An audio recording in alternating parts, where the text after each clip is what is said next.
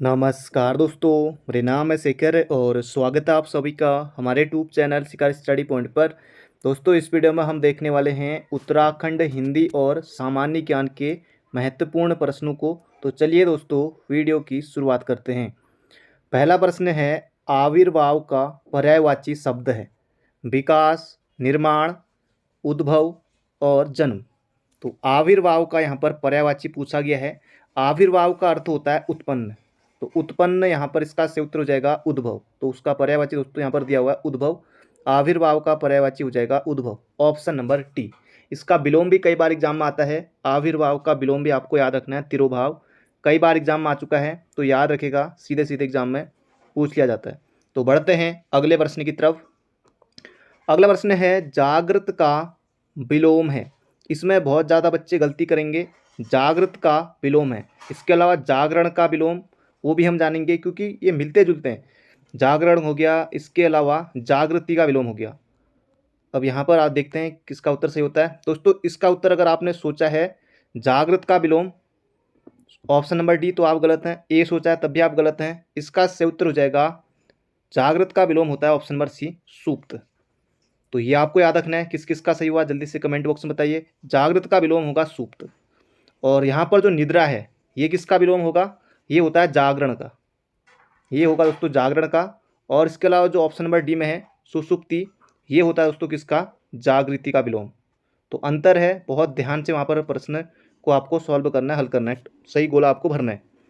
तो ये आपको याद रखना है। जागृत का हो जाएगा ऑप्शन नंबर सी, निद्रा का हो जाएगा यहाँ पर, जागरण का हो जाएगा निद्रा, और जागृति का हो जाएगा सुषुप्ति। तो ये याद रखेगा। बढ़ते हैं अगले प्रश्न की तरफ। अगला प्रश्न है, जो अभी अभी उत्पन्न हुआ हो के लिए उपयुक्त शब्द है, उसे कहते हैं दोस्तों अद्य प्रसूत। तो ऑप्शन नंबर बी हो जाएगा इसका बिल्कुल सही उत्तर। जो अभी अभी उत्पन्न हुआ हो, ऑप्शन नंबर बी होगा इसका बिल्कुल सही उत्तर। दत्तक उसे कहते हैं, मतलब कि जो गोद लिया जाता है, गोद ली हुई संतान को कहते हैं दत्तक। और जो यहाँ पर अंत्यज है, इसे कहते हैं जो निचली जाति में उत्पन्न हुआ हो, उसे कहते हैं अंत्यज। और परशु यानी कि जो जन्म देने वाली हो, उसे कहते हैं परशु। तो इसका सही उत्तर हो जाएगा हमारा ऑप्शन नंबर बी, जो अभी अभी उत्पन्न हुआ हो, ये हो जाएगा अद्य प्रसूत। अगला प्रश्न है, कृत प्रत्यय लगता है। जबरदस्त प्रश्न है, कई बार पूछा जा चुका है एग्जाम में। कृत प्रत्यय लगता है, तो इसका सही उत्तर हो जाएगा दोस्तों, ये लगता है क्रिया के अंत में। आसानी से आप याद कर सकते हैं, जैसे संज्ञा के अंत में, सर्वनाम के अंत में, विशेषण के अंत में, तो कृत प्रत्यय लगेगा क्रिया के अंत में। बिल्कुल आसान है। अगला प्रश्न है, उद्यान का शुद्ध वर्ण विच्छेद है। अब जरूरी नहीं दोस्तों एग्जाम में यही आए, पर इस तरह के प्रश्न जरूर एग्जाम में आते हैं, इस तरह के वर्ण विच्छेद। तो उद्यान का शुद्ध वर्ण विच्छेद है, तो ऑप्शन से दोस्तों आपको हटाना। देखिए दो ऑप्शन, दो में दोस्तों हलंत लगेगा, यहाँ पर नहीं है, यहाँ पर नहीं है, तो दो ऑप्शन हटा दिए। उद्यानो, उद्यानो, तो उद्यान में दोस्तों आ की मात्रा, देखिए यहाँ पर हलंत है लेकिन आ की मात्रा नहीं है, तो ऑप्शन नंबर सी हो जाएगा इसका सही उत्तर। ऑप्शन हटाकर दोस्तों आप आसानी से उत्तर पर पहुंच सकते हैं। तो इसका सही उत्तर हो जाएगा उ, धन, दो, ये हलंत रहेगा, यो में भी हलंत रहेगा, आ, नौ में भी हलंत रहेगा, और ओ। तो ये हो जाएगा उद्यान का शुद्ध वर्ण विच्छेद है। ऑप्शन नंबर सी हो जाएगा हमारा बिल्कुल सही उत्तर। अगला है, तुम कहाँ जा रहे हो, वाक्य का प्रकार स्पष्ट कीजिए। तो यहाँ पर दोस्तों तुम कहाँ जा रहे हो, तो ये हो जाएगा प्रश्नवाचक वाक्य। बिल्कुल आसान है, विधिवाचक होगा नहीं, वैसे भी निषेध तो नहीं, ये भी नहीं होगा, विस्मय भी नहीं, ये होगा प्रश्नवाचक वाक्य। तुम कहाँ जा रहे हो, प्रश्नवाचक वाक्य। अगला है, इसमें दोस्तों आपको बताना है शुद्ध वर्तनी वाला शब्द कौन सा है। दिए गए शब्दों में शुद्ध वर्तनी वाला शब्द, तो इसका सही उत्तर का दोस्तों सच्चिदानंद, ये हो जाएगा शुद्ध, और कई बार एग्जाम में पूछा जा चुका है सच्चिदानंद। कीर्ति दोस्तों गलत लिखा हुआ है, जैसे कीर्ति सा, कीर्ति पताका, तो कीर्ति सा दोस्तों इस तरह से लिखेंगे, कीर्ति, तो कीर्ति इस तरह से लिखेंगे, तो ये डी वाला गलत है, कीर्ति इस तरह से होगा। ये संसारिक लिखा हुआ है, ये संसारिक ना होकर ये होता है सांसारिक, इस तरह से आप लिखेंगे सांसारिक। और सर्वोत्तम दोस्तों लगभग लगभग ठीक है, लेकिन ये तो के ऊपर इस तरह से होना चाहिए था। तो इसका उत्तर हो जाएगा ऑप्शन नंबर सी, सच्चिदानंद सही है। अगला प्रश्न है, जहाँ शब्दों, शब्दांशों या वाक्यांशों की आवृत्ति हो किंतु उनके अर्थ भिन्न हो, वहाँ निम्न अलंकार होता है। तो जैसे दोस्तों आपने पढ़ा होगा कि कनक कनकते सौगुनी, मादकता अधिकाय, काली घटा का घमंड घटा, तीन बेर खाती थी वो, तीन बेर खाती है, सजना है मुझे सजना के लिए, तो इन सब में दोस्तों कौन सा अलंकार है, यह यमक। तो जहाँ शब्दों, शब्दांशु या वाक्यांशु की आवृत्ति हो, जैसे कनक कनक आवृत्ति हो, किंतु उनके अर्थ भिन्न हो, तो वहाँ पर होता है हमारा कौन सा अलंकार, ये हो जाएगा यमक अलंकार। तो ऑप्शन नंबर सी होगा इसका बिल्कुल सटीक उत्तर। अगला प्रश्न है, सही विकल्प बताओ। सूरदास को किस रस का सम्राट कहा गया है? एग्जाम में पूछा गया था। तो सूरदास को कहा जाता है वात्सल्य रस का सम्राट। तो ऑप्शन नंबर ए होगा हमारा बिल्कुल सही उत्तर। और तुलसीदास को कहा जाता है रूपक अलंकार का सम्राट। रूपक अलंकार का सम्राट कहा जाता है किसे? गोस्वामी तुलसीदास को, वो आपको याद रखना है। और सूरदास को कहा जाता है वात्सल्य रस का सम्राट। ऑप्शन नंबर ए हो जाएगा इसका सही उत्तर। सूरदास हमारे सिलेबस में है। सूरसागर याद रखिए, इनकी रचना है। सूरसारावली, साहित्य लहरी, अष्टसाप का जहाज भी इन्हें कहा जाता है, ये भी आपको याद रखना है। और इनके गुरु थे वल्लभाचार्य। तो ये प्रश्न भी एग्जाम में पूछा गया था। बढ़ते हैं आगे, इसका सही उत्तर हो जाएगा वात्सल्य रस का सम्राट। अगला है गयंद का सही अर्थ बताइए। तो गयंद का अर्थ हो जाएगा हाथी, हो जाएगा बड़ा हाथी। ऑप्शन नंबर ए हो जाएगा इसका सही उत्तर। गयंद का सही अर्थ बताइए, हो जाएगा बड़ा हाथी। ऑप्शन नंबर ए। अब यहाँ से दोस्तों उत्तराखंड के प्रश्न शुरू होते हैं। हरीश चंद्र रावत ने एवरेस्ट फतेह कब किया? तो यहाँ पर आपको बताना है। तो ये किया था दोस्तों 1965 में। अब 1965 के यहाँ पर दो ऑप्शन है।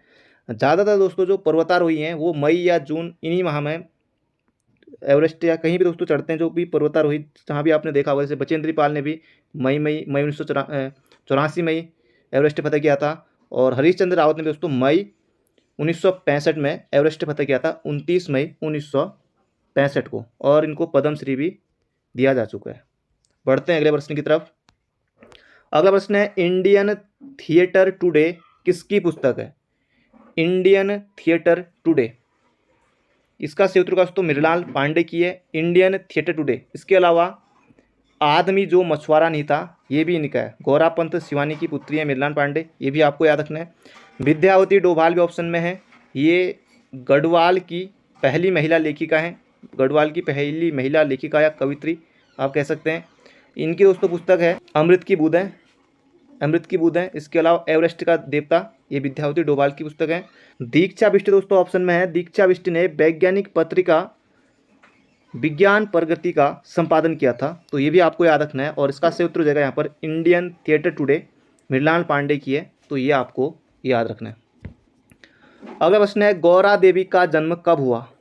तो गौरा देवी का जन्म दोस्तों कब हुआ था? 1925 में चमोली के लाता गांव में हुआ था। सीधे सीधे आपको याद रखना, एग्जाम बन सकता है। इनकी मृत्यु भी पूछी जा सकती है। तो 1991 में इनकी मृत्यु हुई थी गौरा देवी की। तो ये आपको बिल्कुल याद रखना है। गांव का नाम भी याद रखिएगा, लाता गांव, चमोली में इनका जन्म हुआ था गौरा देवी का। इनको चिपको वुमेन भी कहा जाता है, ये भी आपको याद रखना है। इन्होंने एक नारा दिया था, मारो गोली और काट लो हमारा मायका। ये इन्होंने एक नारा दिया था। 1986 में इन्हें वृक्ष मित्र पुरस्कार से सम्मानित किया गया था। ये भी आयोग ने प्रश्न पूछा हुआ है, तो ये भी आपको याद रखना है। बढ़ते हैं अगले प्रश्न की तरफ। अगला है आभूषण से यहाँ पर प्रश्न पूछा गया है। मानसली आभूषण किस अंग में पहना जाता है? कमर में, गले में, नाक में या फिर कान में? तो जो ये मानसली नामक आभूषण है ये पहना जाता है गले में। तो ऑप्शन नंबर डी होगा हमारा इसका बिल्कुल सही उत्तर। अगला प्रश्न है, उत्तराखंड का वाद्य यंत्र ढोल कब घोषित किया गया था? तो ये किया गया था दोस्तों 2015 में। उस समय तत्कालीन मुख्यमंत्री थे हरीश रावत, तो उनके समय दोस्तों घोषित किया गया था राज्य वाद्य यंत्र ढोल को।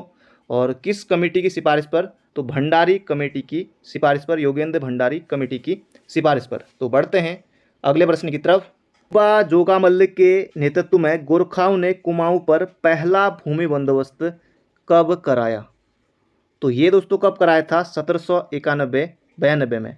कुमाऊं पर गोरखाओं के अधिकार के बाद प्रथम सूबेदार या सूबा कौन थे? ये थे दोस्तों जोगामल्ल शाह, ये भी आपको याद रखना है। और ये कब कराया था भूमि बंदोबस्त? 1791-92 में। और दूसरा सूबा कौन था इनका? वो था काजी नरसाई।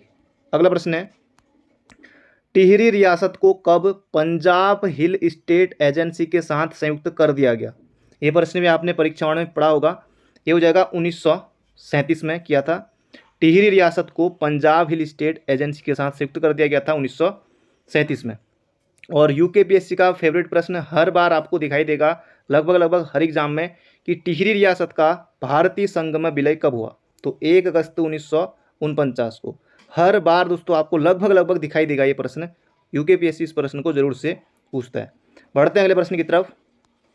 अगला है, कुमाऊं में आधुनिक शिक्षा की नींव किसने डाली। तो यहाँ पर दोस्तों आपको रैमजे ट्रेल नहीं करना है, इसका सही उत्तर हो जाएगा कुमाऊं में आधुनिक शिक्षा की नींव ये डाली थी बुद्धि बल्लभ पंत ने। तो ऑप्शन नंबर सी हो जाएगा इसका बिल्कुल सही उत्तर। कुमाऊं में आधुनिक शिक्षा की नींव डालने का श्रेय जाता है किसे, बुद्धि बल्लभ पंत को। और इनको ही शिक्षा इंस्पेक्टर भी बनाया गया था 1871 में। और कुमाऊं में शिक्षा विभाग की स्थापना कब हुई थी, ये प्रश्न भी आएगा, तो ये हुई थी 1854 में। बढ़ते हैं अगले प्रश्न की तरफ। अगला प्रश्न है, राज्य में जैव विविधता बोर्ड का गठन कब हुआ। उत्तराखंड में जैव विविधता बोर्ड का गठन कब हुआ था, ये हुआ था 1 अप्रैल 2006 को देहरादून में। और जैव विविधता अधिनियम कब का है, तो ये है 2002 का। तो ये भी याद रखेगा, ये भी एग्जाम बन सकता है। तो बढ़ते हैं अगले प्रश्न की तरफ। अगला प्रश्न है, निम्नलिखित में से सुमेलित नहीं है। गोविंद राष्ट्रीय उद्यान 1955, तो यही सुमेलित नहीं है क्योंकि दोस्तों गोविंद राष्ट्रीय उद्यान ये हो जाएगा 1980 और गोविंद वन्यजीव विहार ये हो जाएगा 1955। तो यहाँ पर ये ऑप्शन नंबर ए हो जाएगा यहाँ पर सही उत्तर, क्योंकि सुमेलित नहीं है पूछा है। तो गोविंद राष्ट्रीय उद्यान 1980 में उत्तरकाशी में है, गोविंद वन्यजीव विहार ये भी उत्तरकाशी में है। ये कब बना था, 1955 में। और ये जो गोविंद वन्यजीव विहार है ये दाढ़ी वाले गिद्धों के लिए प्रसिद्ध है, तो ये भी आपको याद रखना है। सोना नदी वन्यजीव विहार 1987 ये पौड़ी में है, ये भी बिल्कुल सही है। विंसर वन्यजीव विहार 1988 ये अल्मोड़ा में है, ये भी सही है। कांचुला खर्क कस्तूरी मृग प्रजनन एवं संरक्षण केंद्र, तो ये चमोली में है, 1982 में स्थापना की गई थी, तो ये भी यहाँ पर सही है। अगला प्रश्न है, मरोज उत्सव कौन सी जनजाति मनाती है। तो ये प्रश्न भी पूछा गया था किसी एग्जाम में, तो इसका सही उत्तर हो जाएगा जौनसारी जनजाति में मनाया जाता है मरोज उत्सव। तो ये आपको याद रखना है, सीधे सीधे एग्जाम में बन सकता है, तो याद रखिएगा। बझर नामक त्यौहार ये मनाते हैं कौन, ये आपको बताना है कमेंट बॉक्स में। अगला प्रश्न है, राज्य में कुल कितनी छावनी परिषद हैं। तो छावनी दोस्तों कितनी है, ये हो जाएगा ऑप्शन नंबर ए 9 छावनी है। जिले कितने हैं, 13। तो यहाँ पर दोस्तों छावनियों के बारे में हम देख लेते हैं कौन कौन छावनी कब बनी, क्योंकि इनसे प्रश्न पूछा गया है। उत्तराखंड में सैन्य छावनियाँ, छावनी और स्थापना वर्ष। सबसे पहले दोस्तों जो छावनी बनी वो बनी देहरादून छावनी 30 नवंबर 1814 को, ये याद रखे बनेगा। अल्मोड़ा छावनी 1815 में बनी थी। नैनीताल छावनी 1841, रुड़की छावनी 1853, चक्राता छावनी 1866। कई बार दोस्तों ये प्रश्न बन चुका है चक्राता छावनी को लेकर। रुड़की छावनी भी आ चुकी एग्जाम में। और इसके अलावा इस तरह से भी आ सकता है कि इनमें से कौन सा सुमेलित नहीं है, तो छावनी दे दी और उनका स्थापना वर्ष दे दिया, तो इस तरह से प्रश्न बन सकता है। रानीखेत छावनी बनी थी 1871 में। चक्राता छावनी जरूर से याद रखिएगा 1866 में। लंढौर छावनी ये बनी थी 1876 में। लैंसडाउन छावनी ये बनी थी कब, 5 मई 1887 को। तो ये भी आपको याद रखना है। बढ़ते हैं अगले प्रश्न की तरफ। बाकी यहाँ पर एक कुमाऊं रेजिमेंट के बारे में दिया गया, इसे भी देख लेते हैं। कुमाऊं रेजिमेंट सन 1788 ईस्वी में हैदराबाद में कुमाऊं रेजिमेंट की स्थापना हुई थी। 27 अक्टूबर 1945 को यह रेजिमेंट कुमाऊं रेजिमेंट नाम से अस्तित्व में आई। ये आपको याद रखना है कि ज़्यादातर 27 अक्टूबर ही पढ़ते हैं, लेकिन दोस्तों ये आपको याद रखना है 1788 में हैदराबाद में कुमाऊं रेजिमेंट की स्थापना हुई थी और 27 अक्टूबर 1945 को यह रेजिमेंट कुमाऊं रेजिमेंट के नाम से अस्तित्व में आई। कुमाऊं रेजिमेंट का मुख्यालय आगरा में था, जिसे मई 1948 में इसका मुख्यालय आगरा से कहाँ लाया गया, रानीखेत। तो ये आपको याद रखना है। बढ़ते हैं अगले प्रश्न की तरफ। अगला प्रश्न है, गढ़वाली मासिक पत्रिका का प्रकाशन 1905 में कहाँ से प्रारंभ हुआ था। तो ये हुआ था दोस्तों कहाँ से, टिहरी से। गढ़वाली दोस्तों 1905 से लेकर 1952 तक ये चला था, ये आपको याद रखना है। इसके संपादक थे दोस्तों कौन, गिरिजादत्त नैथानी थे, तारादत्त गरवाला, विशंबरदत्त चंदोला, ये इसके संपादक थे। तो बढ़ते हैं अगले प्रश्न की तरफ। अगला प्रश्न है, कामेट पर्वत की ऊंचाई कितनी है। तो मोहजबानी दोस्तों आपको पर्वतों की ऊंचाई याद होनी चाहिए, कुछ पर्वत आते एग्जाम में। कामेट पर्वत दोस्तों ये हो जाएगा 7756 मीटर है। नंदा देवी पश्चिमी 7817, नंदा देवी पूर्वी 7434, और जो ये 72 है दोस्तों ये है माणा की। माड़ा पर्वत की ऊंचाई कितनी है? 72। अगला प्रश्न है, सीता कुंड स्थित है, सीता कुंड स्थित है, ये आपको यहाँ पर बताना है। तो ये हो जाएगा दोस्तों चंपावत में, ऑप्शन नंबर बी। जैसे केदारनाथ में कौन कौन से कुंड हैं, बद्रीनाथ में कौन कौन से कुंड हैं, इन्हें भी हम देख लेते हैं क्योंकि प्रश्न बनने की संभावना रहती है। जैसे केदारनाथ में दोस्तों हंस कुंड है, रहतस कुंड है, उदक कुंड है, ये हैं केदारनाथ में कुंड है। और बद्रीनाथ के जो पंचकुंड हैं वो आपको जरूर से याद होने चाहिए क्योंकि यहाँ से प्रश्न आयोग पूछ सकता है। और पंचकुंड, इनमें कौन सा सुमिलित नहीं है? पंचकुंड में वहाँ पर धाराएं दे दी, पंचधाराएं, तो इस तरह से प्रश्न एग्जाम में बनता है। तो पंचकुंड कौन कौन से हैं? तप्त कुंड है, तप्त कुंड है, नारद कुंड हो गया, मानुषी कुंड, सत्यपथ कुंड, त्रिकोण कुंड। तो ये 5 कुंड हैं, ये आपको मोहजबानी याद रखने। सीता कुंड पूछा गया था, ये हो जाएगा चंपावत में। छोटे बंदरगाह संविधान की किस अनुसूची के अंतर्गत आते हैं? तो ये यहाँ पर पूछा गया है। तो किस अनुसूची के अंतर्गत आते हैं? ये आते हैं समवर्ती सूची के अंतर्गत बंदरगाह। छोटे बंदरगाह, ये हो जाएगा ऑप्शन नंबर ए। अगला, देश का सर्वश्रेष्ठ प्राकृतिक बंदरगाह कौन सा है?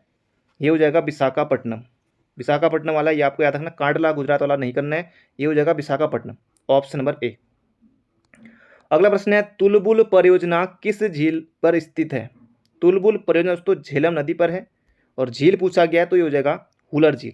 हुलर झील JNK में है, नागिन झील ये भी वही है, तो ये भी आपको याद रखना है। बाकी सांबर झील राजस्थान में, पिछोला झील राजस्थान में, ये हो जाएगा यहाँ पर हमारा हुलर झील, ऑप्शन नंबर सी।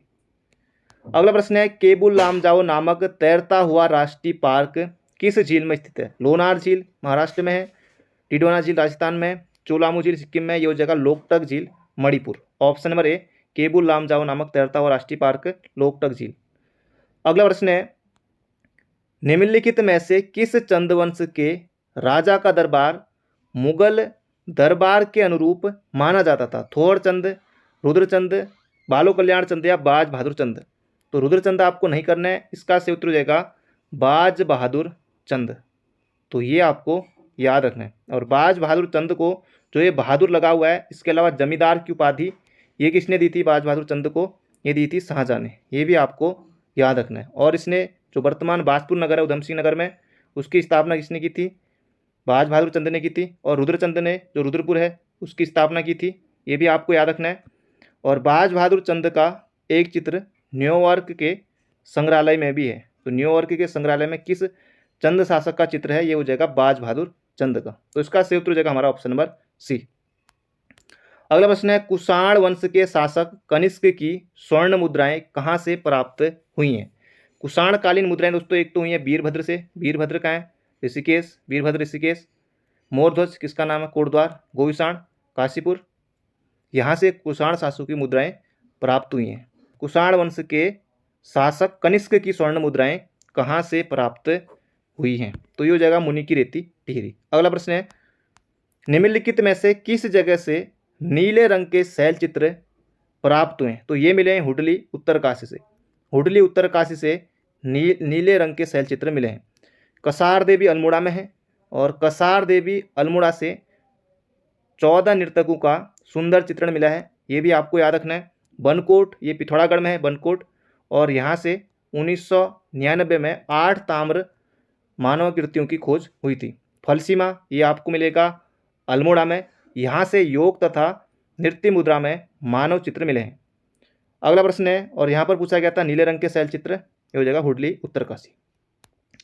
अगला प्रश्न है, निम्नलिखित में से कुमाऊं परिषद के दूसरे अधिवेशन के अध्यक्ष कौन थे? प्रश्न पूछा ही जाएगा एग्जाम में। जयदत्त जोशी पहले अधिवेशन की अध्यक्षता की थी 1917। दूसरा अधिवेशन दोस्तों इसका सही उत्तर हो जाएगा option number D, Taradatt Garola, 1918 में हल्द्वानी में हुआ था, ये आपको याद रखना है। तीसरा बद्रीदत्त जोशी कोटद्वार, बद्रीदत्त पांडे नहीं। चौथा काशीपुर में हुआ था हरगोविंद पंत, तो ये आपको याद रखना है, इसका सही उत्तर हो जाएगा तारादत्त गरोला। अगला प्रश्न है, पर्वतीय विकास परिषद का गठन कब हुआ? पर्वतीय विकास परिषद, तो इसका क्षेत्र का दोस्तों 1969 में हुआ था। 1969 में उत्तर प्रदेश सरकार ने क्षेत्र के विकास के लिए पर्वतीय विकास परिषद का गठन किया था, ये आपको याद रखना है। 1967 में हुआ था दोस्तों किसका गठन? पर्वतीय राज्य परिषद का गठन हुआ था। 24-25 जून 1967 को पर्वतीय राज्य परिषद का गठन हुआ था दया कृष्ण पांडे की अध्यक्षता में रामनगर में, तो ये भी आपको याद रखना है। यहाँ पर पूछा है पर्वतीय राज्य परिषद, ये हो जाएगा 1969 में। अगला प्रश्न है यहाँ पर हमारा, समुद्रगुप्त के प्रयाग प्रशस्ति अभिलेख में उत्तराखंड को किस नाम से जाना जाता है। दोस्तों ये आखिरी प्रश्न है, इसका सही उत्तर आपको बताना है। कमेंट बॉक्स में केदारखंड होगा नहीं, एक ऑप्शन यही कट गया, बाकी 3 ऑप्शन बचे, इनमें से एक सही उत्तर है, ये आप बताइएगा कमेंट बॉक्स में। तो मिलते हैं बहुत जल्दी एक नई वीडियो में। Thank you friend, thank you so much. अपना ध्यान रखिए, स्वस्थ रहिए, मस्त रहिए।